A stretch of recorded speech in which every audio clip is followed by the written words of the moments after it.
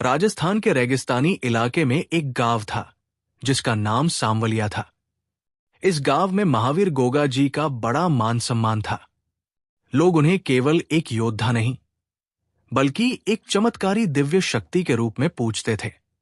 गांव के पास एक गहरी खाई थी जहां से अक्सर लोग रहस्यमय तरीके से गायब हो जाते थे। गांव वाले मानते थे कि उस खाई में कोई दानव या अज्ञात शक्ति है।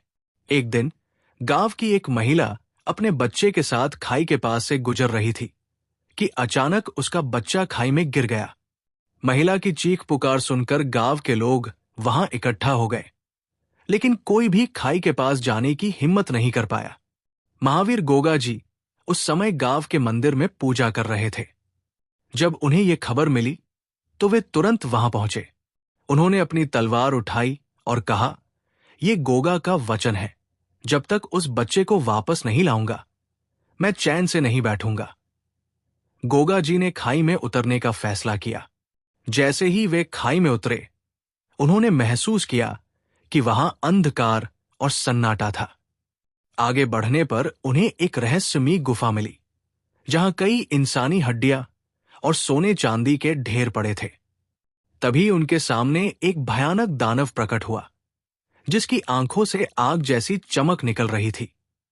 गोगा जी ने अपने शौर्य और साहस से दानव को चुनौती दी। दानव ने उन पर झपटने की कोशिश की, लेकिन गोगा जी ने अपनी तलवार से उस पर वार किया। ये युद्ध घंटों तक चला। गोगा जी की ताकत और उनकी भक्ति ने अंततः दानव को पराजित कर दिया। दानव के मरते ही गुफा से रोशनी फैली और गोगा जी ने बच्चे को सुरक्षित बाहर निकाला।